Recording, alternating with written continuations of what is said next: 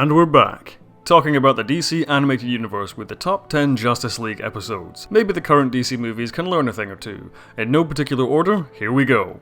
Secret Origins. Following a mission from Mars, Batman and Superman soon discover that Earth is under attack from a sinister alien race, and so the world's greatest heroes assemble to form the Justice League. It's kinda strange how most of the Justice League just come out of nowhere, with no prior build-up, but somehow it absolutely works. But while the DCEU took seemingly forever to give us actually recognisable versions of these classic characters, here they appear fully formed, immediately likeable, and everything about their personalities and powers is conveyed in virtually no time at all. The episode clocks along at a breakneck pace, developing each character and their relationships through the action rather than tangentially apart from it. A blanket statement needs to be issued regarding the top-notch performances of the entire voice cast from minute one. Whenever I'm reading a comic, these are the voices I always hear. A wide array of awesome action set pieces against some brilliantly creative alien bad guy designs, and the stage is set for the ultimate superhero TV series. Wild Cards.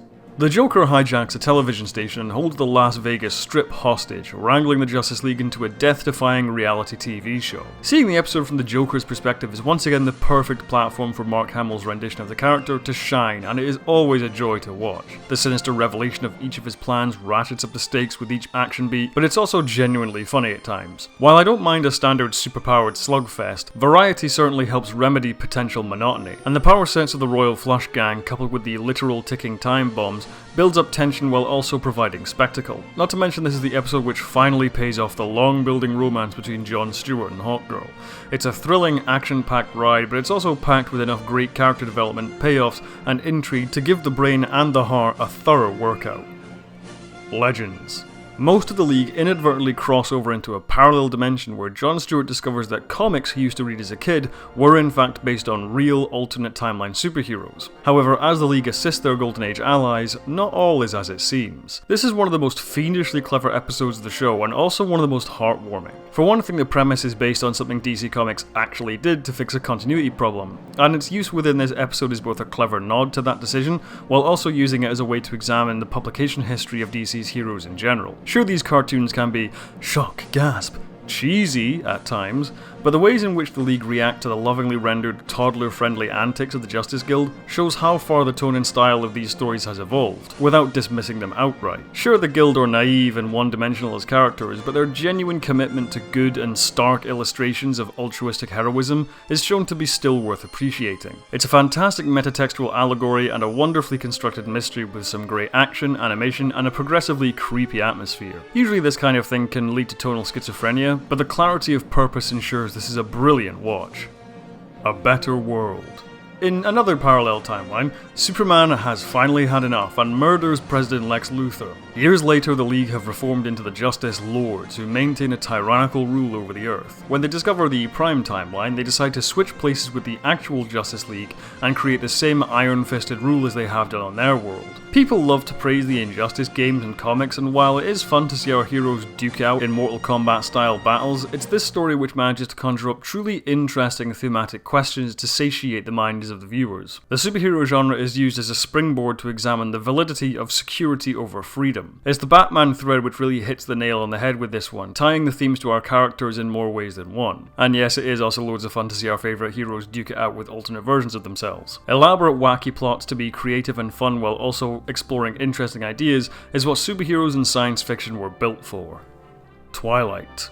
When Darkseid is attacked by Brainiac, the League begrudgingly step in to help, but of course they know Darkseid must be up to something sinister. This cosmic clash between galactic gods earns merit simply for the epicness of the unfolding drama. People often say that villains who are irredeemably bad are boring, but that isn't strictly true. Michael Ironside's amazing rendition of Darkseid proves that with enough charisma, a cool design, and creativity, even the most fiendish and unflinchingly evil of bad guys can be made compelling. This is essentially Star Wars via ancient mythology and spearheaded by superheroes.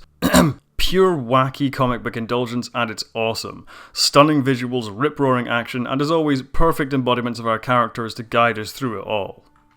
only a dream. An inmate on Rikers Island who volunteers for experimental ESP research is given the power to invade people's dreams, allowing him to fulfill his fantasy of defeating the Justice League. Any villain which the Justice League can't defeat with punches is immediately more interesting to the viewer. The dream sequences in which the so-called Dr. Destiny torments our heroes are a dual threat of surreal creepiness and character examination. Knowing each character's fear recontextualizes a lot of what we assume about them as people. How Superman is constantly in fear of his own power, Jon Stewart is scared of being seen as alien to his own friends and family, and a plethora of other fascinating glimpses at the League's collective psyche. William Atherton's stellar performance effortlessly drifts from the timid John Dee to the spine-chilling Dr. Destiny. It's a tense conflict of atmospheric horror and a battle of minds told as a race against time with a chilling ending.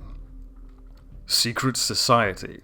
Gorilla Grodd forms a new villainous team to take down the Justice League from the inside. I often hear people say that DC's characters aren't as relatable as Marvel's, but frankly that's a load of shite, and it's stories like these which prove that. The smart ways in which the best parts about these characters can be twisted into personal conflicts is really great writing. It also helps illustrate the kind of intellectual threat Grodd is as a leader of a super team. Voiced wonderfully by Powers Booth, Grodd's emphasis on good tactics and turning the strengths of the heroes into their weaknesses gives the usual superpowered fisticuffs a personal edge. And by the time it all comes to a head in a stadium showdown, the catharsis of our heroes finally overcoming their differences makes the action even more thrilling to experience. DC's heroes can undoubtedly be relatable, it simply takes great writing from the likes of this show.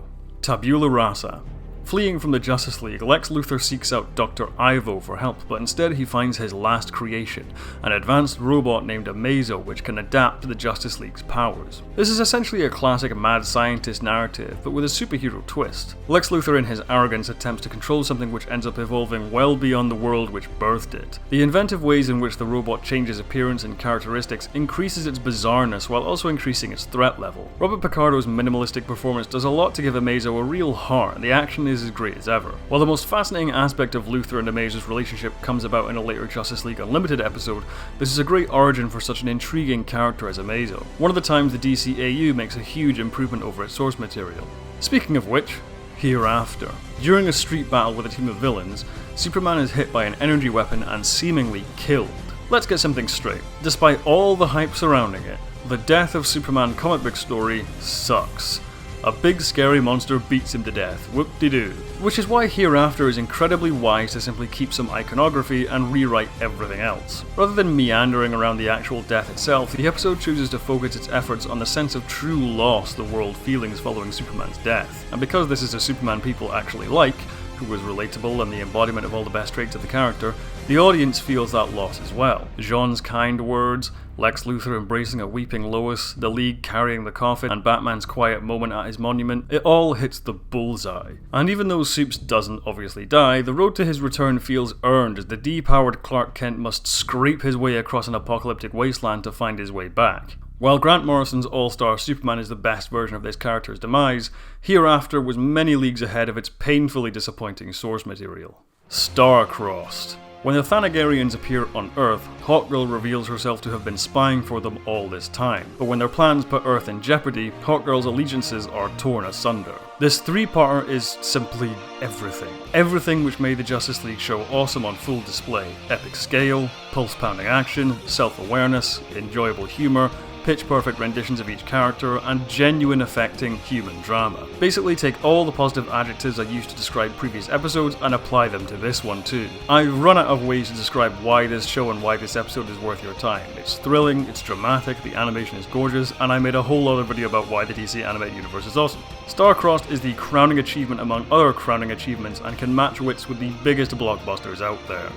Thank you for watching. If you like my videos, subscribe and hit the bell icon to stay up to date on all my new uploads. Over on my Patreon, you can see videos up to a week early for as little as $5 a month. Speaking of such, I'd like to thank my patrons Andy Luke, Chris Lord, James Vanderheeg, Elle Carton, Larry Bennett, T. Stoney, and Millie Coleman. Until next time, have a good one, and as always, live long and prosper.